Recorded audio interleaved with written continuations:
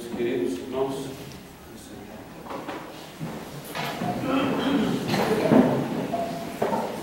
Dá um lugar aqui na frente.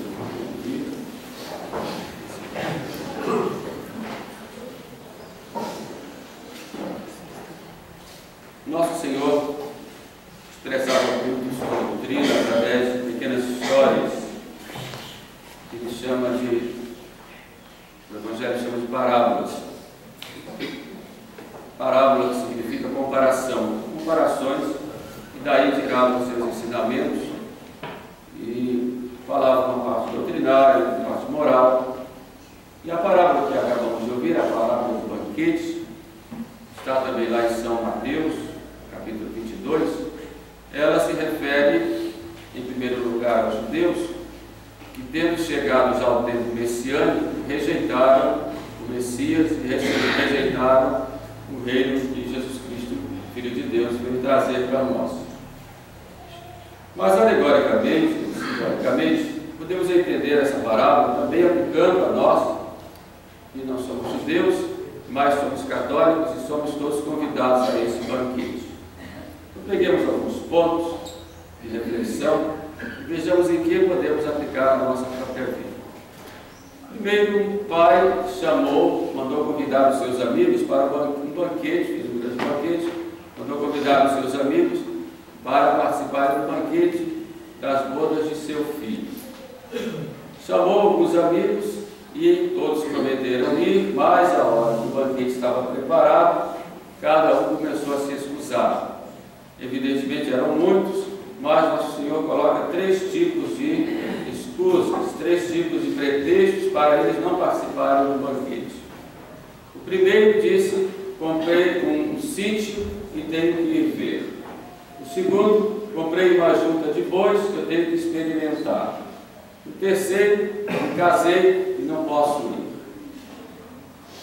Então o dono do banquete, o pai, manda que os seus servos vão e chamem outras pessoas que encontrarem na rua para participarem do seu banquete, e conclui, São Lucas é mais resumido nessa parábola, e conclui porque os convidados não foram dignos, por isso eles não provarão do meu banquete. Esse pai de família é Deus, que convida para o banquete, que é o reino messiânico, do seu Filho Jesus Cristo. Banquete de bodas, porque é primeiro as bodas de Deus com Israel e depois as bodas de Deus com toda a humanidade. Então esse pai é Deus. E quem são os convidados? E o que é esse banquete? Para nós agora é o mais importante. Como eu disse, os convidados somos todos. Primeiro os judeus, depois nós. Mas esse banquete significa, em primeiro lugar, a igreja. E Jesus Cristo veio fundar. E é a sua esposa. Então, na realidade, o banquete é a grande festa de Cristo, o esposo, com a sua esposa, que é a igreja. E o que é que há nesse banquete? É a igreja. Há vários alimentos. Há o alimento da palavra de Deus, há o alimento da oração, o alimento dos sacramentos, o alimento da autoridade da igreja, que nos disciplina, nos encaminhando para o céu, há o alimento do exemplo dos santos, e todas as boas obras que acontecem na igreja. Tudo isso faz parte dos alimentos que nós temos aqui na igreja. E é preciso que todos pertençam à igreja como condição para se salvarem. Porque fora da igreja não há salvação. Então quem não aceita entrar nesse banquete, que é a igreja, esse não provará do banquete, logo não vai se salvar. Logo que é condição para se salvar, pertencer à igreja de Cristo, a este banquete. Por isso Cristo disse aos apóstolos, antes de ir para o céu: ide pelo mundo inteiro e fazei de todos os discípulos meus. O que quer dizer isso? Para que participem desse banquete da igreja. É isso que fazem os missionários, que fazem os sacerdotes, que fazem as congregações religiosas, que faz o catequista, vai chamando todos para participarem desse banquete. O segundo plano, como segunda reflexão, esse banquete é a Eucaristia. Aí já para os cristãos, dentro da festa, dentro desse corpo que é a igreja, o alimento principal, ou o único alimento, que é o centro de todos os outros, é o próprio Cristo, que se dá a nós, no seu corpo e no seu sangue. Minha carne é verdadeira comida, e meu sangue é verdadeira bebida. Tomai e comei dele todos vós. Tomai e bebei dele todos vós. Este é o cálice do meu sangue, da nova e eterna aliança, que será derramado por vós e por muitos para a remissão dos pecados. E Cristo coloca até como condição para se salvar, comer do seu corpo e beber do seu sangue. Quem não comer a minha carne e não beber o meu sangue, não terá a vida eterna, porque é o alimento central. Aliás, é o único alimento em torno do qual todos gravitam. É Jesus Eucarístico, que é para nós, que é sacrifício da nova lei, que é alimento que nos dá força nessa caminhada aqui na terra e que é nosso consolo nesse mundo e que nós peregrinamos nesta pátria que não é a nossa, porque a nossa pátria é o céu. Então todos são convidados a participar da Eucaristia, todos são chamados a comer deste pão e beber deste cálice, que deve ser dignamente para não sermos réus do corpo e do sangue do Senhor. Um terceiro ponto, este banquete significa a vida eterna. Nós pegamos lá no livro do Apocalipse, nós vimos lá as bodas do Cordeiro com a sua esposa que vem toda enfeitada, a noiva, né, toda enfeitada, ataviada, belíssima, para o encontro com o seu esposo, que é o Cordeiro. Então o Apocalipse termina exatamente com essas bodas, com essa grande festa de casamento do Cristo, que é o Cordeiro imolado, com a sua igreja, e somos todos nós fomos lavados pelo sangue do Cordeiro. E essa grande festa, esse grande banquete do céu, em que Deus será tudo em todos, e que nós teremos a visão beatífica, e nisso será a nossa felicidade, e que amaremos a Deus, e viveremos imergidos, imersos dentro deste amor infinito de Deus, e que Deus será tudo em todos, e que nós possuiremos a Deus eternamente. Então esse grande banquete para o qual Deus nos convida é, um terceiro ponto, o céu. Então vimos aí que todos nós somos chamados a participar do banquete da igreja aqui na terra, dentro da igreja participar do banquete eucarístico, até como condição para termos a vida eterna, e todos somos chamados para o céu. É a grande vocação à santidade de que falam os documentos da igreja. Porém, Deus nos deixa livres. Ninguém é obrigado a participar desse banquete. Ninguém é obrigado a ser católico. Ninguém é obrigado a pertencer à igreja.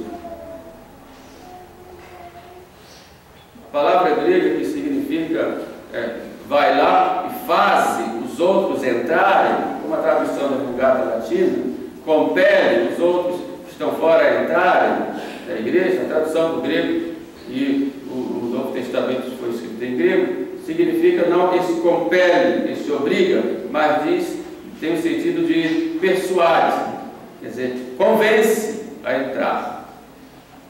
Mas ninguém é obrigado a participar da igreja, obrigado a participar desse banquete. Por outro lado, há a figura do mundo que passa, que seduz. E é exatamente essa sedução do mundo que Cristo expressa aí de três formas. E cada um de nós recebeu essa sedução de uma forma ou de outra para participar da vida da igreja. O primeiro diz: eu comprei um sítio e não posso ir. representam aqueles que são tentados pelas coisas, pelas vaidades do mundo, pelo seu próprio orgulho, pela sede de sucesso, querer a glória do mundo. E o mundo nos seduz, nesse sentido, para nos dar aplausos, e muitos. Vivemos num mundo de muita competitividade, em que cada um quer ser mais que o outro, quer chegar à frente do outro.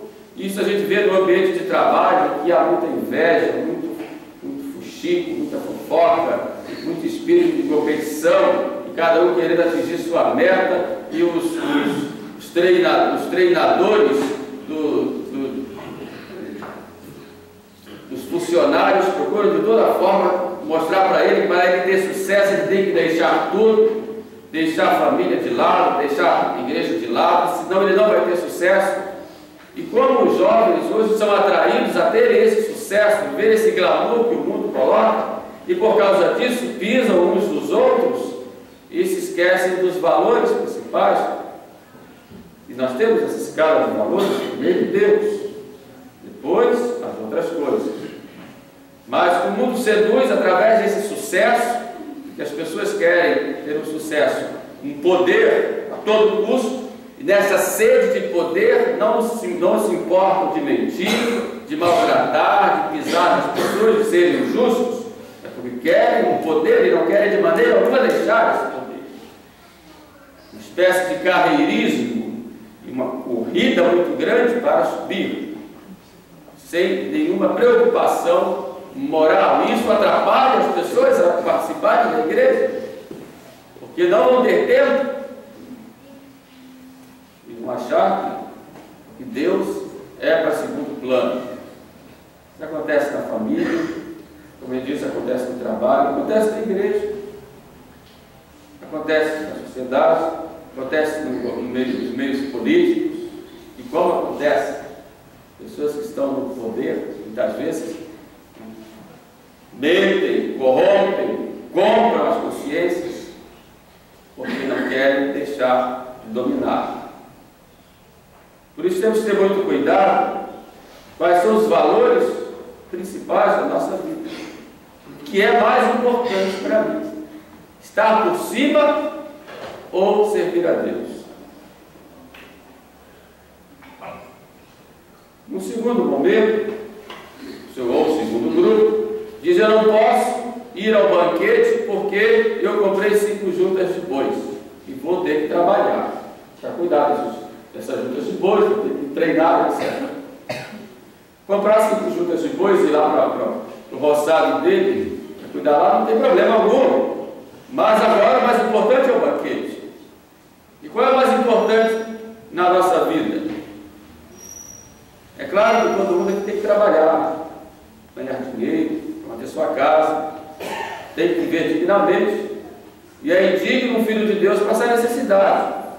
Tem que ter pelo menos o necessário para viver dignamente como filho de Deus.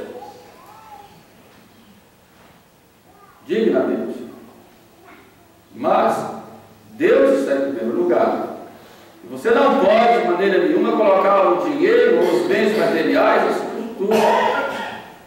Senão a vida do homem é trabalhar, depois morrer.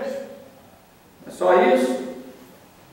Você tem que ter tempo para rezar, tem que ter tempo para ir à igreja, tem que ter tempo de ir à missa, tem que ter tempo de ficar com a sua família, tem que ter tempo para você descansar.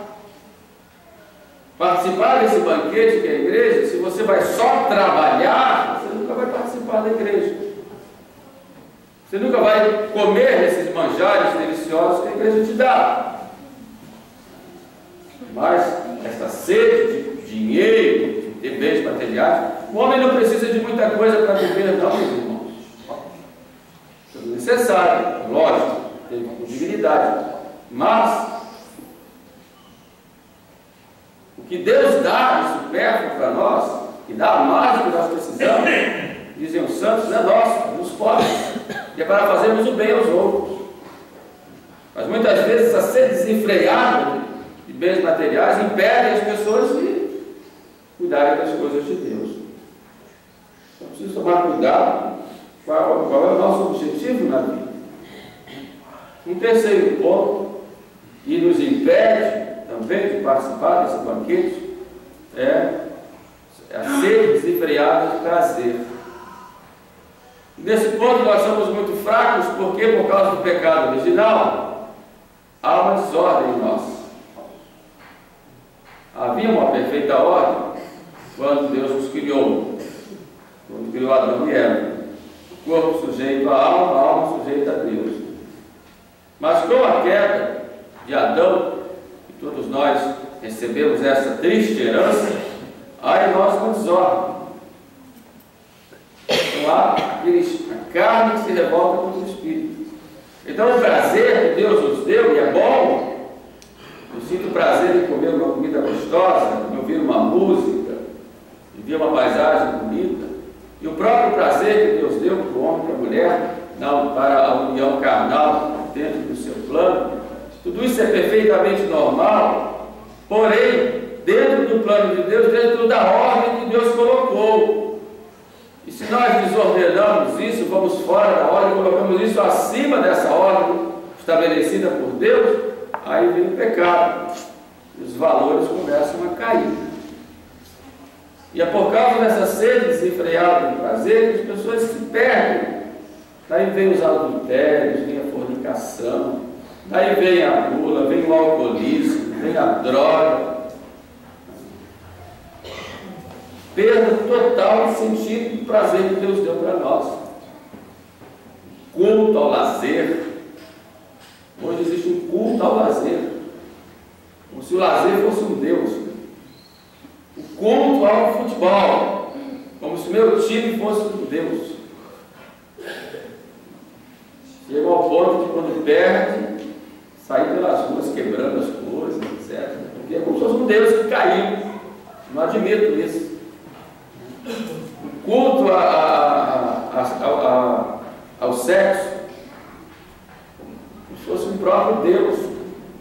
Então esses valores, e não são valores, são valores se forem bem usados, mas se tornam contra-valores se nós não colocamos no devido lugar. Eles nos impedem de nos aproximarmos de Deus. E quantas vezes a gente deixa a confissão, deixa a comunhão, deixa a oração, deixa a participação na Santa Missa por causa dessas coisas. Então, na realidade, Cristo está se dirigindo a nós, para nós nos colocarmos no nosso devido lugar. Então, cuidar da vida de oração, para rezar todos os dias. Reze todos os dias, de manhã, à noite. Tem uma grande devoção a Nossa Senhora, como intercessora. Procure ter aquela fidelidade ao texto, porque o texto a gente tem aquele compromisso de rezar no texto, um grande amor a Maria Santíssima, ali a gente já tem diariamente, né, um meio eficaz de nós podermos assim, nos santificar, poder ir à missa, vá à missa, se não, resolva. Procurem participar da missa todos os domingos. Não encontrem pretextos para não ir à missa, porque o tempo está chuvoso, porque está frio, porque chegou visita, porque eu tenho que sair. Tenha esse compromisso com Deus. Não fiquem procurando pretextos ou qualquer coisa é motivo para ficar em casa. Você vai conseguir tempo para ir jogar futebol, para ir para o barzinho, ou para ir passear, ou para ir para a casa do vizinho, falar coisas, etc. Ou ficar dormindo, mas não vai encontrar tempo para você ir à missa. Então, a oração, a Santa Missa, os sacramentos. Procure os sacramentos, a Eucaristia, Nosso Senhor Eucarístico. Não se afaste de Nosso Senhor. Às vezes o demônio coloca certos escrúpulos na nossa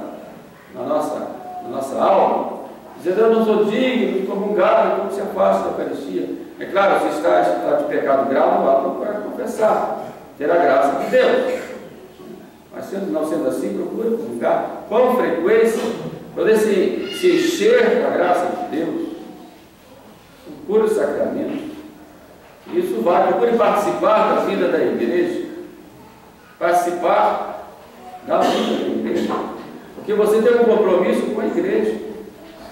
Porque nós somos todos membros da igreja. E nesse compromisso, é claro que nós vamos encontrar dificuldades, como em toda a sociedade humana. Toda a sociedade humana tem dificuldades. A gente vê que na sala do banquete havia bons e maus.